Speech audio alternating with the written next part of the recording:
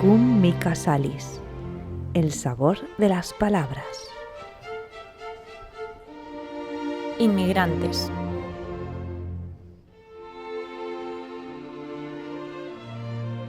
Hoy nos salimos del estudio sistemático de los libros de la Biblia y vamos a abordar un tema de actualidad, pero iluminado por pasajes bíblicos. Este verano se han producido conflictos en el Reino Unido por parte de personas que se han manifestado frente a centros de acogida de extranjeros. No es un hecho aislado. En varios países de la Unión Europea, algunos partidos de extrema derecha denuncian la inmigración como una causa de desestabilización y de males futuros. También en nuestro país. Vamos a abordar el tema desde varias perspectivas y hoy vamos a dar un paseo por la Biblia y veremos que el tema del inmigrante está muy presente en muchos de los libros de la Biblia. No es algo marginal. Vamos a ello. Se puede decir, como introducción, que el inmigrante está reseñado en los diferentes libros de la Biblia como uno de los colectivos vulnerables dentro de la ética del judaísmo, y más tarde veremos también algunos rasgos del Nuevo Testamento. Los libros normativos por excelencia en el judaísmo son el Éxodo, el Levítico y los Números. Es decir, aquí están las normas que han regulado la conducta de los hijos de Israel durante milenios. Son normativos, o sea, que cualquier judío está obligado a practicarlo. Son normativos también para los cristianos, pero no en la misma medida, pues hay normas judías que ya desde los primeros cristianos dejaron de ser aplicadas. Por ejemplo, la prohibición de comer carne de cerdo. Así pues, encontramos varios textos, empezando por el Éxodo. Éxodo 22-21. Al extranjero no lo maltratarás ni lo oprimirás, porque extranjeros fuisteis vosotros en la tierra de Egipto. Esta idea se repite de nuevo en el capítulo siguiente, en Éxodo 23:9. En el Levítico 23:22 dice: Cuando seguéis la mies de vuestra tierra, no segaréis hasta el último rincón de ella, ni espigaréis el sobrante de vuestra mies. Lo dejaréis para el pobre y para el forastero. Yo soy el Señor vuestro Dios. En Levítico 19:33, cuando un extranjero resida con vosotros en vuestra tierra, no lo maltrataréis. En Deuteronomio 10:19 dice: Mostrad pues amor al extranjero, porque vosotros fuisteis extranjeros en la tierra de Egipto. Estos textos recuerdan el carácter nómada y peregrino del pueblo de Israel como motivo para seguir y sentir compasión de quienes son extranjeros, porque vosotros lo fuisteis. Y ese texto del Levítico que hemos leído es de una gran ternura, aquel en el que se recuerda a los propietarios de campos que dejen algo para que el extranjero también se pueda alimentar, aquellas personas que no tienen recursos. Y pasamos a los profetas, quienes recuerdan al pueblo una y otra vez su compromiso de justicia, pues de la misma forma que Dios es compasivo, también ellos deben serlo, porque son el pueblo de Dios. En Zacarías 7:10 dice: No oprimáis a la viuda, al huérfano y al extranjero ni al pobre, ni traméis el mal de vuestros corazones unos contra otros.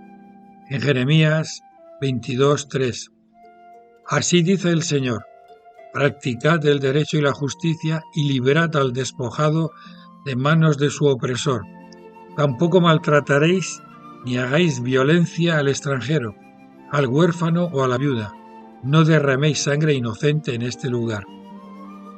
Malaquías 3:5 Y me acercaré a vosotros para el juicio, y seréis un testigo veloz contra los hechiceros, contra los adúlteros, contra los que juran en falso, y contra los que oprimen al jornalero en su salario, a la viuda y al huérfano, los que niegan el derecho del extranjero y los que no me temen, dice el Señor de los ejércitos.